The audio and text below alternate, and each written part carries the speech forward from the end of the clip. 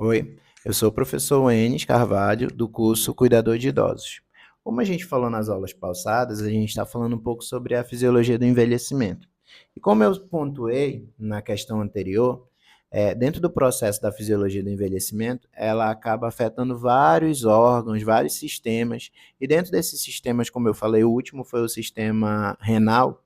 Dentro do sistema renal, aconteceu aqueles fatores já relacionados, e também há alterações no trato urinário inferior, tanto dos homens quanto das mulheres. Por quê? Porque durante esse envelhecimento a gente aumenta a quantidade de colágeno, e como há esse aumento na quantidade de colágeno que o corpo precisa, então ele acaba absorvendo muito mais, então esse aumento do colágeno ele vai causar o quê? Uma diminuição da distensibilidade. E essa diminuição na distensibilidade da bexiga, o que vai acontecer? Ela vai causar um prejuízo vesical, que é um prejuízo ali. Nos homens, geralmente esse prejuízo no enchimento no enchimento vesical, o que ele causa? Nos homens, principalmente hiperplasia prostática, que é a piora do enchimento da bexiga, e nas mulheres há uma alteração muito grande na questão do estrogênio, que é a resposta do hormônio com o estrogênio. E nisso acontecem mudanças no esfíncter uretral das mulheres. Foi observado que esse processo, ele de 10 a 15% dos idosos da comunidade, que foi um estudo direcionado pela Nursing Home, né, que são as enfermeiras que fazem home care, de 10 a 15% de todos os idosos, esse quantitativo, eles desencadeiam processos de incontinência urinária. E a gente sabe que o processo de envelhecimento não causa só isso, como ele vai afetar também vários outros sistemas, principalmente o sistema gastrointestinal. Quando a gente fala de sistema gastrointestinal, a gente envolve o quê? Cavidade oral, esôfago, estômago. Então, todos esses órgãos, além do estômago, intestino delgado, intestino grosso, pâncreas, são órgãos que estão ali dentro do sistema gastrointestinal. A cavidade oral, o que, que acontece de alteração? Vai acontecer uma alteração na mucosa, essa mucosa pode ficar um pouco mais fina e seca, porque é uma diminuição na saliva por conta do processo de envelhecimento. A língua se torna um pouco mais lisa, pode ter o aparecimento de algumas varizes. O processo de dentição, o uso de prótese, são todos algumas situações que causam alteração desse sistema, do sistema gastrointestinal relacionado à cavidade oral. Há uma perda muito grande da bola de Bichat também. Então, são vários fatores que atrelam essa alteração da cavidade oral. Dentro da cavidade do esôfago, acontece uma motilidade, que essa motilidade pode ser acima do normal, que a questão da motilidade está atrelada ao processo de deglutição. E muitos idosos acabam desenvolvendo uma doença esfincteriana que gera um refluxo gástrico. E esse refluxo gástrico está muito atrelado à quantidade de alimentação que o idoso consome. Às vezes esse idoso pode comer um pouco a mais ou pode comer um pouco a menos. Então, ele tem essa predisposição a desenvolver doença do refluxo gastroesofágico. No estômago, acontece uma redução do ácido clorídrico e da pepsina, que é uma enzima diretamente a questão da fome, da saciedade. Então, essa alteração aí na redução do ácido clorídrico, ela modifica todo o processo intestinal. Por quê? Porque há uma redução da motilidade. Nessa redução da motilidade lá do estômago, ele acaba afetando diretamente o intestino delgado. Por quê? Porque vai ter uma redução ali na altura das vilosidades do intestino delgado, vai ter uma redução na absorção dos nutrientes, vai ter uma redução na absorção principalmente de cálcio.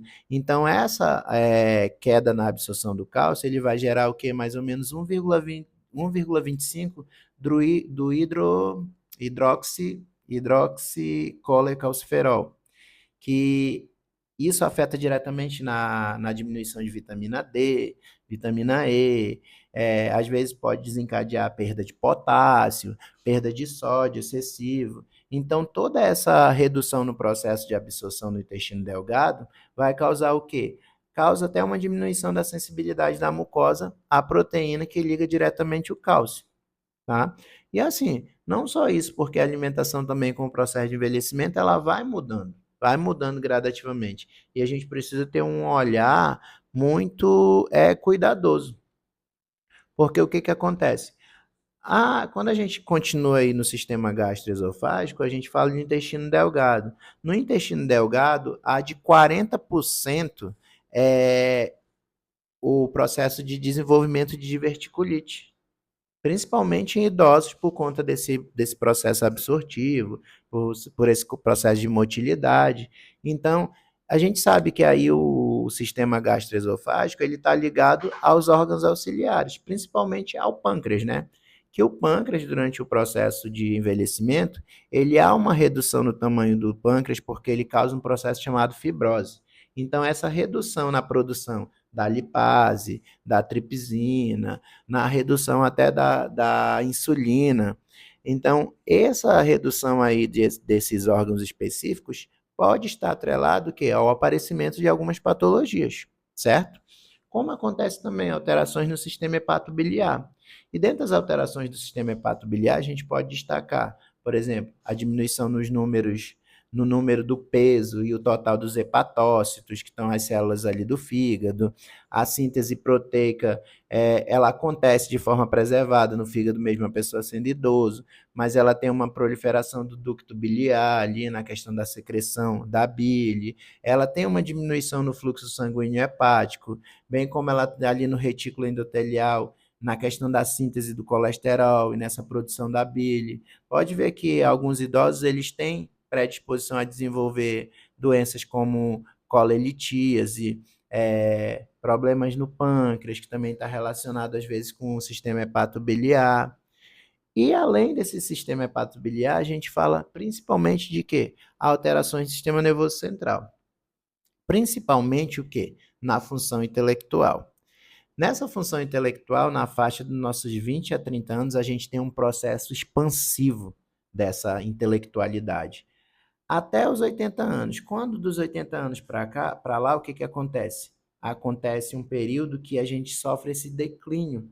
E esse declínio que acontece na questão da função intelectual é bem agravante no idoso, principalmente se ele não for estimulado à leitura, a alguns jogos que vão trabalhar diretamente ali nesse processo neural.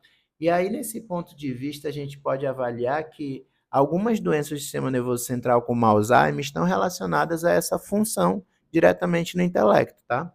E se a gente fosse falar do ponto de vista anatômico, há uma redução significativa de algumas partes nos sulcos cerebrais, que a gente chama, uma redução na função dos neurotransmissores. Então, todas essas alterações que acontecem no sistema nervoso central, elas vão impactar de que forma?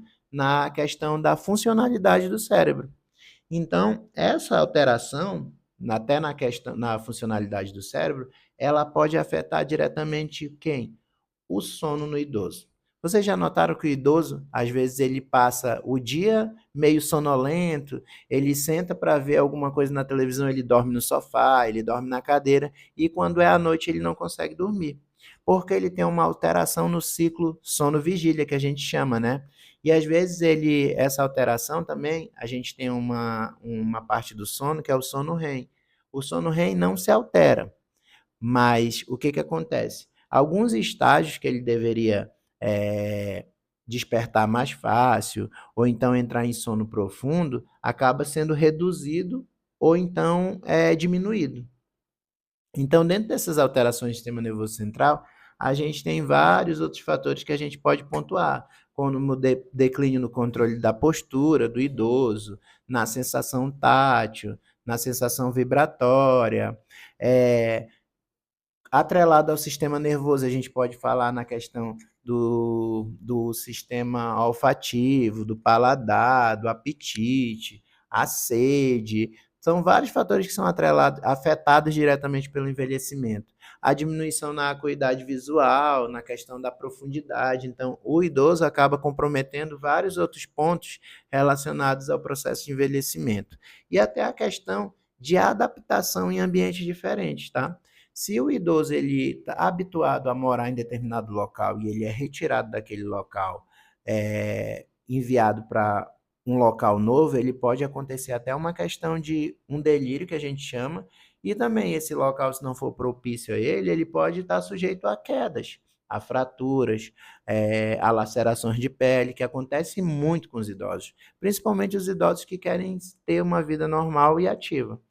Além de tudo isso, a gente sofre uma alteração no sistema imune, né? Que a gente chama de imunossenescência, que isso é um processo causado pelo declínio ali do processo imune, onde é acompanhado pelo envelhecimento. Então, há mais suscetibilidade às infecções, a questão de algum autoanticorpo, a imunoglobulina, algum processo de tumores. Então, essa mutação aí, essa alteração do sistema imune, a gente pode falar sobre vários fatores, até alterações do sistema, desde o sistema hematológico, que é o sistema sanguíneo, né? Porque tem um efeito negativo com o aumento da demanda hematopoética, que é lá da questão da produção lá do sistema nervoso que é direcionado ali pela coluna vertebral.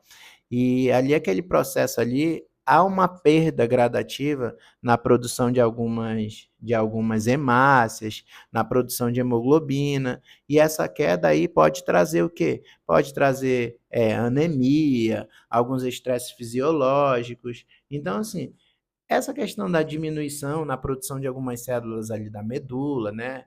Então, essa diminuição pode atrelar algumas infecções, alguns tipos de anemia, que são níveis insuficientes para a produção normal das células de defesa ali do corpo, certo? E essa diminuição da sensibilidade ali dos idosos não altera só a questão do sistema hematológico, mas também é atrelado diretamente ao sistema osteomioarticular. Quando a gente fala osteomioarticular, está ligado ao sistema ósseo e ao sistema muscular.